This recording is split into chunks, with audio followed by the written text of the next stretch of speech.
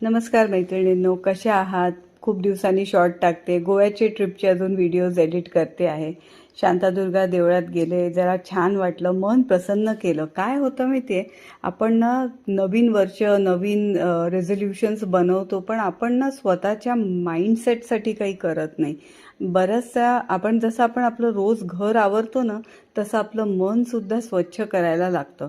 जेवढं आपलं मन स्वच्छ राहील तेवढं आपण आनंदी राहू, लोकांवर प्रेम करू आणि चांगल्या गोष्टी ना आपल्याकडेच आपणहून येतील. काय ते सध्या लॉ ऑफ अट्रॅक्शन, मॅनिफेस्टेशन मोठे मोठे शब्द आहेत. खरं सांगू का, जेव्हा तुमचं मन चांगलं असतं ना तेव्हा आपण जे इच्छा करतो ते आपोआप आपल्याकडे येतं. मनाने चांगलं राहिलं, सकारात्मक राहिलं. आज पूर्वीच्या सगळ्या गोष्टी आपण साठवून ठेवतो. किती वाईट वाईट प्रसंग, कोणी आपल्याला बोललं असेल, त्रास दिला असेल, ते सगळं आपण मनात धरून ठेवतो.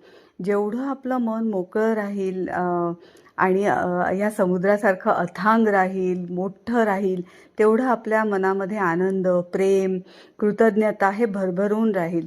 तर हा माझा अनुभव आहे की जेव्हा जेव्हा मी या सगळ्या रोजच्या रोज डेली क्लेन्झिंग करते ना, वाईट वाईट गोष्टी सोडून देते, काही पूर्वी झालं असेल त्या लोकांना फॉरगिव्ह करून टाकते, क्षमा करते, जे झालं ते झालं, आता पुढे चांगल्या सकारात्मक दृष्टीने जाऊया.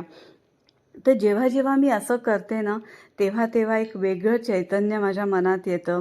खूप चांगल्या गोष्टी माझ्यासोबत घडतात आणि मला असं वाटतं ह्या सगळ्या गोष्टी आपण निसर्गाकडनं शिकायला पाहिजे.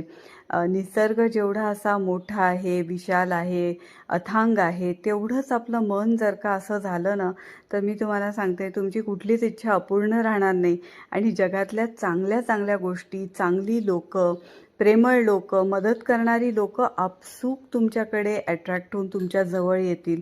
तुम्हाला यश मिळू शकतं, पैसा मिळू शकतो, सगळं मिळू शकतं, प्रोव्हाइडेड आपलं मन चांगलं असायला पाहिजे.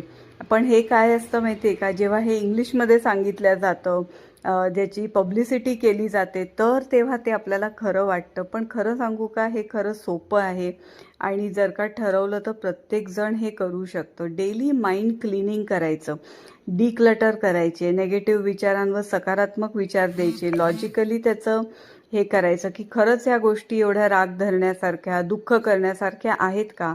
आपल्याकडे कोणत्या चांगल्या गोष्टी आहेत, त्यासाठी आपण कृतज्ञ राहिलो तर अजून अजून चांगल्या गोष्टी आपल्याकडे येतात.